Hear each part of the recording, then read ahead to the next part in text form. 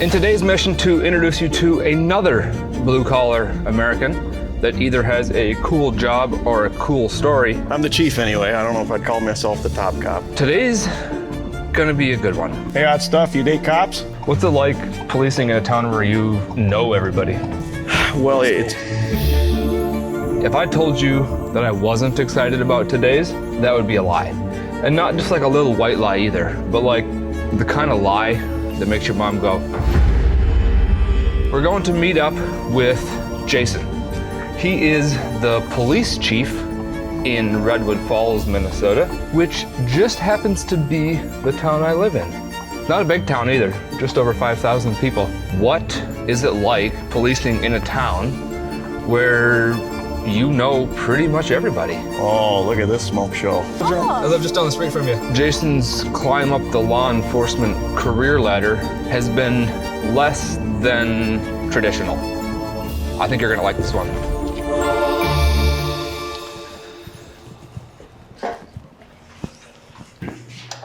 Good morning, this is Sheldon. I have a 7:30 appointment with Jason Cotner. Great, thank you. Oh, it's gonna take even longer because my computer's froze.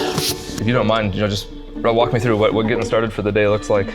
So this is a normal patrolman would come in and they're gonna get their car turned on very first thing. You know, they're getting logged in their camera systems, they're getting logged into the records management system, making sure this car is scraped off. All the stuff you're seeing right here. I'm a little bit different, you know. I come in, I'm gonna talk to the night guys, what happened. Anything needs follow-up, is there anything anything that I'm gonna have to handle on an admin side. Look at you, your little fluffy ball. This is usually how it goes. We're gonna get caffeinated and then we're gonna truly start our day. So you're not a bougie $9 latte guy? No, I'm a bougie free coffee guy, a Turstics guy. Caffeine is caffeine. That's right. Well, and I mean, you know how it is. This is kind of a hub for the town. Like everybody kind of comes in here and if there's something going on when Rose is working, she usually knows about it. A local intel. Oh yeah, you get a beat on what's going on. I do anyway.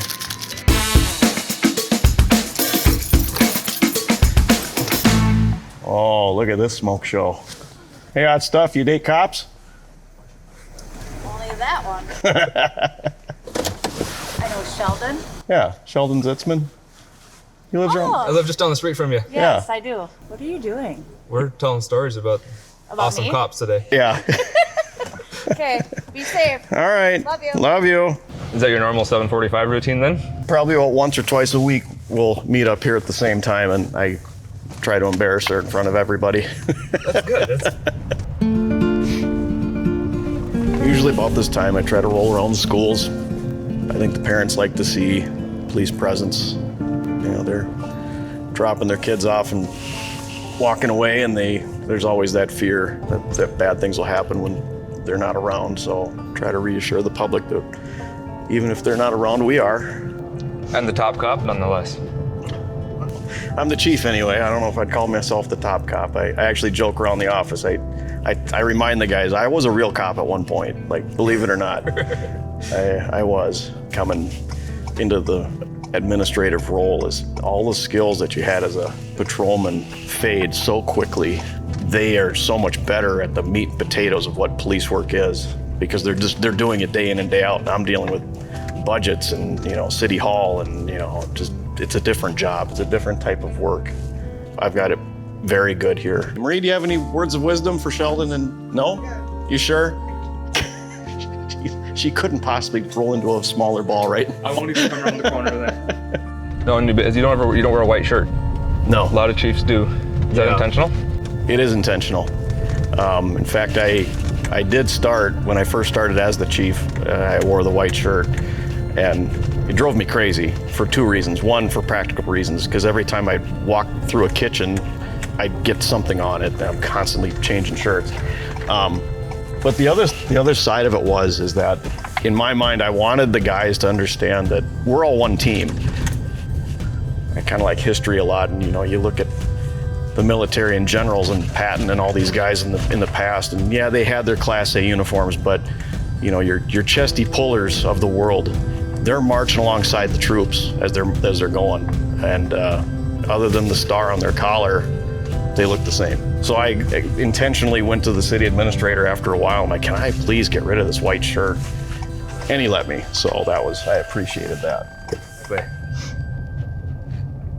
And I feel like I remember a story, I might be making this up, but did you sell the chief's car or quit using it and buy another patrol car? Yeah, I did get rid of it. And it was the same philosophy. If I'm gonna be driving around, why do I wanna be hidden from the public? If I can put another marked car out in the community and people see the police are out, they're out here, they're watching. Well, why wouldn't I do that? We're a small town here, so we operate different. On the whole small town thing, that was another thing. What's it like policing in a town where you know everybody? It's hard, and actually I'm a little blessed in that because, I'm a transplant. I've been here 14 years, but we've got several guys in the department who were born and raised here, and it can be a struggle. And I totally understand why. Like you're going to be in contact with people that you might have went to school with, you might have been friends with.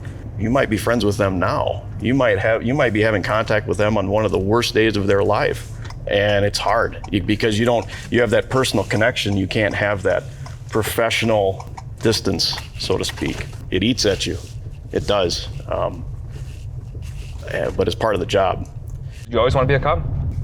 Yeah, I did. And more than one interview, I called it a calling because I didn't know how else to describe it. But I can remember being, in the back seat of my parents' station wagon, and I'd see a police car. Oh, Ma, there's a police car. Look at that. And I just knew I was going to be a cop someday. Everything I did, even from grade school, middle school, high school, it was always pointed in that direction. I guess my first exposure, like legitimate exposure to law enforcement, was when I was in high school. I was a law enforcement explorer with the Fairmont Police Department. We go in and they would teach us police procedures and police things, and they'd take us on ride-alongs. And back in the day, there used to be competitions, shooting competitions, a traffic stop. After high school, I went to Mankato State and got a degree in law enforcement from there. Did my law enforcement skills training in Mankato there. I was really lucky. I had a friend who was a part-time officer with Mankato, and he got me in as a reserve, which was the fast track to be a part-time officer there. And I worked there a couple of years.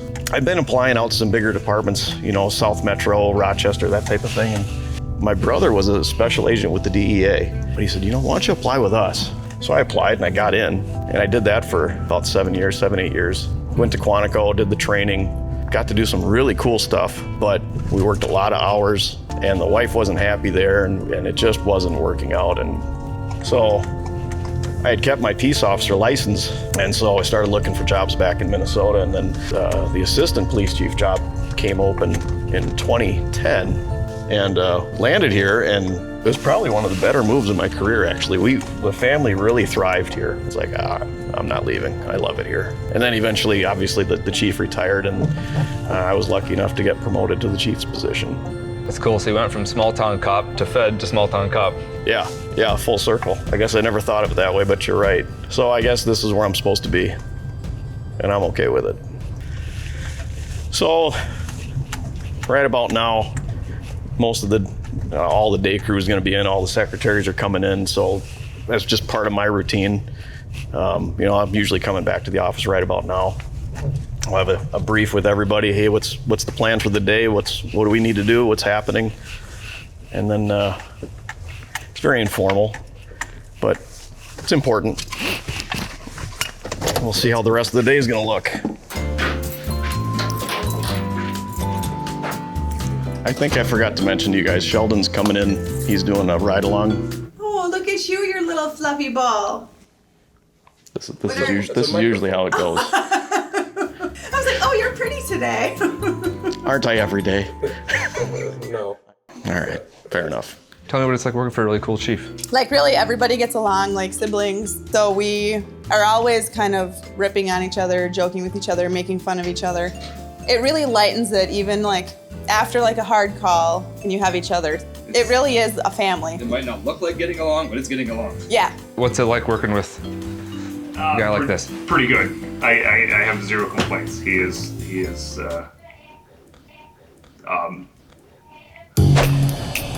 So after all these years, what's your favorite weapon to shoot? Honestly, I had the opportunity to shoot a Thompson submachine gun. That was so much fun. When you're cruising down here, are you watching everybody to see, is this guy be doing what's right? Is this guy doing what's right? Or are you just jamming out to Taylor Swift and waiting for something major to happen? What I'm looking for is anybody doing something really stupid? I'm not out here to stop people for headlights out. I'm not out here to stop you because you didn't come to a 100% stop at the stop sign. But the patrol guys are a different story. The patrol guys are a different story, and they should be. They need to be. So what do you think the ratio is of people that wave versus the people who avoid eye contact to prevent getting in trouble, even though they're doing nothing wrong? I guess I would say out of, say, 100 cars, I bet you I get probably 20 waves. 9 times out of 10, it's a guy. Very rarely females wave. I don't know why. Mostly guys. Those are official statistics though. I mean, it came from the chief. It's official. Oh, right? yeah. It's stamped and certified. Yep. I don't know. I feel like you're obligated to wave at really most everybody you meet, right? Living in rural Minnesota, Well, you drive down a gravel road, you're getting waved at. absolutely. Yeah, that's happening. Or even driving down residential roads, I'm like, that guy didn't wave at me. What's wrong with him? Is there any specific moment that you can think of that you're just like, this is why I became a cop? Well, there's been several. I'll tell you 2 different stories that are on completely opposite ends of the spectrum. When I was in Owatonna, there was a prisoner transport company van had stopped in off the interstate at the local Burger King. It was right off the interstate. The inmates in the vehicle somehow had gotten free, beat up one of the guards, stole the van, and took off. These are felons. These are guys who just stole somebody's garden home. These are bad dudes. Well, within minutes, we find the van abandoned. And I get out, I'm like, well, I'll just start walking backyards. And I start walking, and I come across one of these guys just by dumb luck. Scoop him up. One of the investigators was 4 or 5 blocks in the other direction. He catches another one of the guys. Third guy gets away. He ends up taking a couple hostage in their home. And so there's this big manhunt trying to find this guy. And anyway, point is that was kind of a big deal for Owatonna at that time. And caught a bad dude. Like I was there and caught one of the bad dudes. Kind of a cool feather in your cap. It was neat.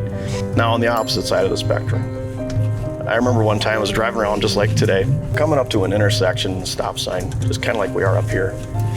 And I come up to it and I see a kid standing on the other side of the street, obviously waiting for the bus. 10, 20 yards away from him, there's a dog standing there, and the dog's kind of barking.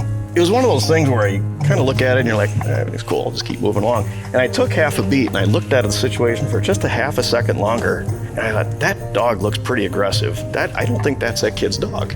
So I roll up and I roll my window down. I said, are you okay? He's like, I'm really scared. He's like, that dog's been over there barking at me. Every time I move, it's like he kind of takes a step towards me. I'm like, oh, okay, all right, we got a problem here. So I get out and I go stand by the kid, and now the dog's kind of getting aggressive towards me. Finally, the owner realizes what's happening, comes out, grabs his dog. You know, that half a second I took to look at it, and I got out of the car, that kid knew I was there. I was there to help him. And that kind of little thing, in just that little incident, he could have got bit. He could have got attacked. And so I made a difference for that kid. It's a big deal. For that kid, that's a big deal. So completely opposite stories, but just as impactful.